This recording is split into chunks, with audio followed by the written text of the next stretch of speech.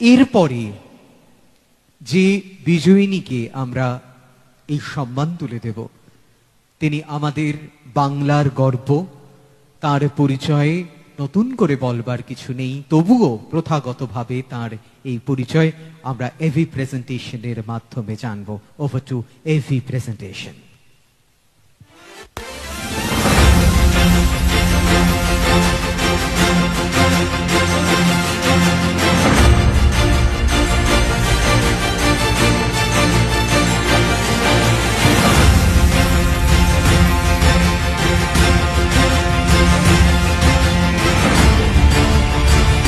Mister Anup সুরকে মঞ্চে আসতে অনুরোধ জানাচ্ছি। মিস্টার অনুপ সুর।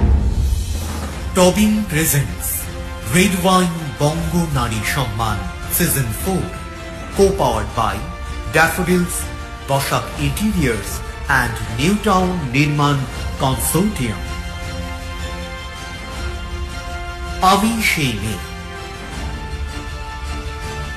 বিভাগ এমিনেন্ট সোশ্যাল অ্যাক্টিভিস্ট। কথায় বলে নারী প্রকৃতির রূপ, আর প্রকৃতি ও পুরুষ মিলেই তৈরি হয় এই বিশ্ব সংসার। অর্থাৎ নারী ও পুরুষ একে অপরের পরিপূরক। এখন পৃথিবীতে পুরুষ সমাজের যা অবস্থা তা জানার পরেও তাদের পাশে দাঁড়ায় না কেউ। এখন কথা বলবো এমনই একজন প্রকৃতির রূপের, যিনি পুরুষের সাথে দাঁড়িয়েছেন ঢাল হয়ে।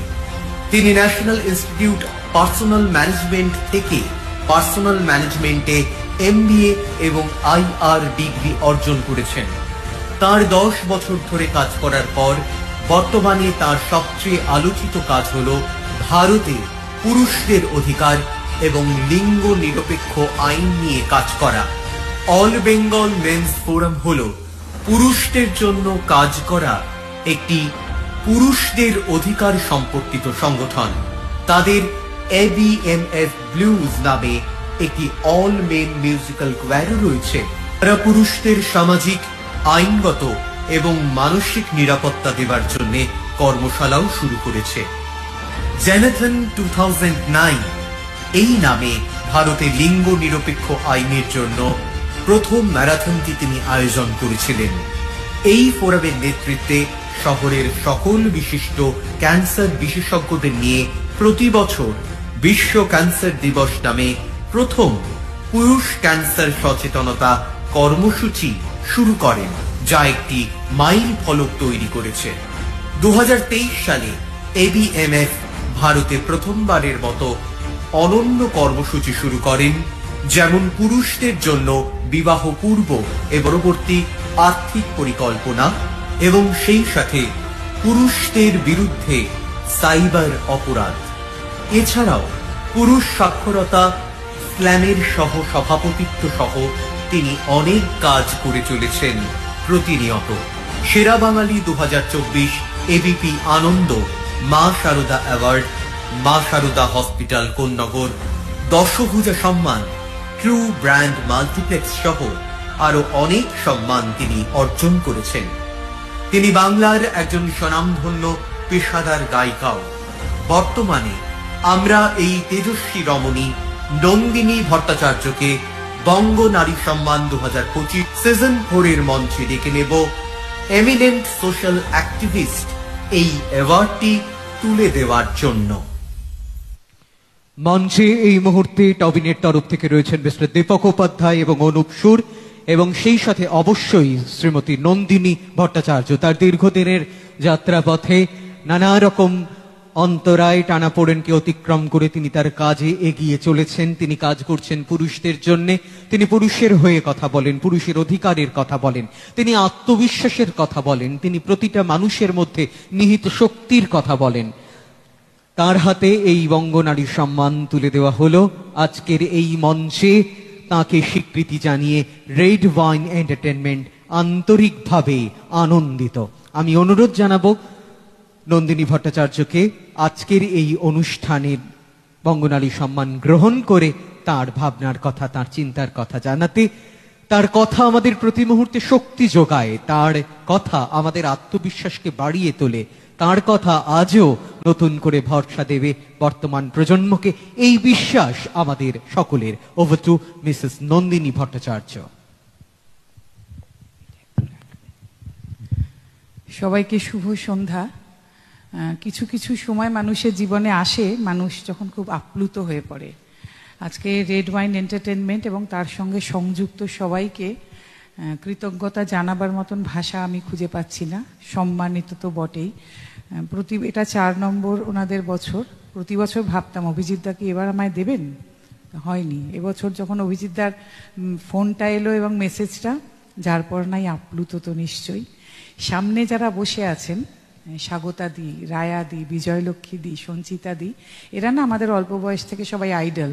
কারুর গান শুনে, কারুর কবিতা শুনে, কারুর সঞ্চালনা শুনে, কারুর নাচ দেখে আমরা বড় হয়েছি, কেমন। তাদের সঙ্গে যখন এক আসনে এসে বসি, তখন এই কাজটার প্রতি তো কৃতজ্ঞতা জানাতেই হয়, কারণ এই কাজটা না করলে আজকে এই সৌভাগ্য হতো না। একটু আগে আরেকটা অনুষ্ঠানে ছিলাম, যেখানে নৃসিংহপ্রসাদ ভাদুড়ির মতন একই আসনে বসার সৌভাগ্য হয়েছে সেরকম মানুষের সঙ্গে। কাজে এই কাজটাই জীবনে সব দিল। আর কিছু মানুষের কথা আজকে এখানে দাঁড়িয়ে বলবো। অবশ্যই শুভদীপ আমার কাজের সঙ্গে প্রথম দিন থেকে আছে। শুভদীপকে ভাই বললেও কম বলা হয়। এই কাজটার সঙ্গে আমি যতদিন, ও আমার সঙ্গে ততদিন। ইন্দ্রাণী গাঙ্গুলি একেবারে নিজের বোনের মতোই। অমিতদা রয়েছেন এখানে, শ্যামদা আছেন, বুম্বাদা আমার এবছরে সমাজের সেরা পুরুষ ছিলেন। আরও হয়তো অনেক জয়ন্ত রয়েছে, আমার সব অনুষ্ঠানে থাকে জয়ন্ত চৌধুরী। প্রত্যুষদাকে দেখতে পাচ্ছি দূরে। এই বিভিন্ন মানুষ আছেন যারা না থাকলে কিন্তু এই কাজটা হতো না। আর অনেক মিডিয়ার বন্ধুরা রয়েছেন, এটাও আপনাদের জানতে হবে। আমাকে যখন বাইরেও ওনারা জিজ্ঞাসা করছিলেন যে আজকে মিডিয়া যদি না থাকতো এখানে এসে পৌঁছানো যেত না। এই যে কাজটার কথা আজকে কিছু মানুষ হলেও জেনেছেন, তার পেছনে কিন্তু মিডিয়ার একটা বড় ভূমিকা আছে। এই কাজ করতে এসে প্রথম শুনেছিলাম, দিদি মিডিয়া কিন্তু কিচ্ছু শুনবে না। সেদিন বলেছিলাম যদি সত্যিই কাজটা করে উঠতে পারি তাহলে মিডিয়া নিশ্চয়ই শুনবেন।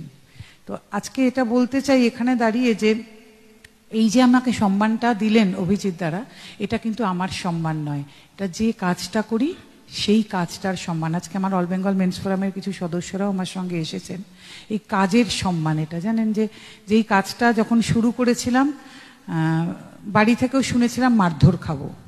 তো একবারে মনে হলো একবার কাজ করতে করতে যে মারধর না খেলে কিছু পাওয়া হবে না, লোক লাগিয়ে মার খাবো কিনা এটা ভাবছিলাম।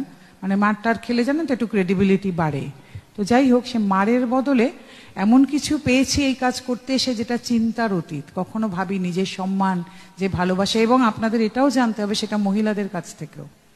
মহিলারা আমাকে যত ভালোবাসেন, যত রেসপেক্ট করেন, সম্মান করেন, বরং পুরুষের কাছে মাঝে মাঝে অনেক উল্টোপাল্টা কথা শুনি, এটা অস্বীকার করার উপায় নেই। পুরুষের জন্য কাজ করি, তাদের কাছ থেকে তো শোনা উচিত ছিল না, তাও শুনি। কিন্তু এই কাজ করতে এসে আজকে যখন এই সম্মানগুলো পাই, তখন মনে হয় যে এই কাজটা কিন্তু এই জিনিসগুলো দিল। কাজে এই সম্মানটা কিন্তু ব্যক্তিগত নন্দিনী ভট্টাচার্যের নয়, এই কাজের সম্মান। যে কাজটার কোথাও পৌঁছানোর কথা ছিল না, সেই কাজ করে যখন এই সম্মান পাওয়া যায়, তখন কিন্তু সেটা কাজের সম্মান এবং তার জন্য দায়িত্ব বাড়ে। তাই এই যে সম্মান, এটা কিন্তু আপামর বাংলা এবং ভারতবর্ষের সমস্ত পুরুষ এবং তাদের পরিবারের উদ্দেশ্যে ডেডিকেট করতে চাই। এটা তাদের জন্যে আজকে। কারণ নারী বিরোধী বলে আমাকে দেখে দেবেন না, কারণ আমার কাছে যে পরিমাণ নারীরা আসেন পুরুষ এবং তাদের পরিবারের থ্রু দিয়ে, সেটা আপনারা কল্পনা করতে পারবেন না। কারণ একজন পুরুষ যখন বিপদে পড়েন, সঙ্গে তার মা, বোন, স্ত্রী, মেয়েরাও বিপদে পড়েন। কাজে আমার কাছে যত নারীরা তাদের অভিযোগ নিয়ে আসেন বা অসুবিধায় পড়ে আসেন, সেটা আপনারা কেউ ভাবতেও পারবেন না। একজন পুরুষকে যখন বিপদে ফেলা হয়, সঙ্গে তাদেরকে ফেলা যায়। আমি বলছি না মেয়েরা নির্যাতিত নন, আজও প্রচুর মহিলা নির্যাতিত, তাদের খবর আপনারা কেউ জানেনও না। কিন্তু তাদের ব্যাপারটা একটু অন্যরকম, তাদের মুখেও আলো পড়েনি। ভাববেন না যে ওমেন এম্পাওয়ারমেন্টের কথা বলা হয়েছে বলে ভারতবর্ষের সব মহিলাই সাংঘাতিক এম্পাওয়ার্ড, একেবারেই নন, কেমন। আর এটা একটু বলবো, বোধহয় রশ্মিদি বলে গেলেন, যে দেশে মেয়েদের নাকি সম্মান করা হয় না, আমরা বলবো যে দেশে মানুষকে সম্মান করা হয় না, সেই দেশের কখনো উন্নতি হয় না। নারী আর পুরুষ নয়, কেমন। সব মানুষকে সম্মান করতে হবে, মানুষকে মানুষের মর্যাদা দিতে হবে, তাহলেই সব ঠিক থাকবে। কারণ যে পুরুষটিকে অসম্মান করা হলো, সে হয়তো আপনারই বাবা, ভাই, দাদা, স্বামী বা ছেলে। কাজে এটা তো হতে পারে না। মানুষের সম্মান করতে হবে, মানুষের জন্য লড়াই করতে হবে। কেউ হয়তো আপনারা নারীর জন্য কাজ করেন, আমরা পুরুষের জন্য কাজ করি, কারণ পুরুষ বড় বেচারা, বুঝলেন, কাউকে না কাউকে তো তাদের জন্যও লড়তে হবে। কাজেই এরমভাবে দেখিয়ে দেবেন না, আমি একটু নারী বিরোধী নই। আবার আন্তরিক কৃতজ্ঞতা জানাই, এই কাজ যে আজকে সম্মান পেল আপনাদের সবার জন্যই পেল, সেই জন্যে ভীষণভাবে কৃতজ্ঞ এবং আপ্লুত। সবাই খুব ভালো আর সুস্থ থাকবেন, আর কোনো রকম বিপদে পড়লে আমরা তো আছি, কেমন? ওই যে বললাম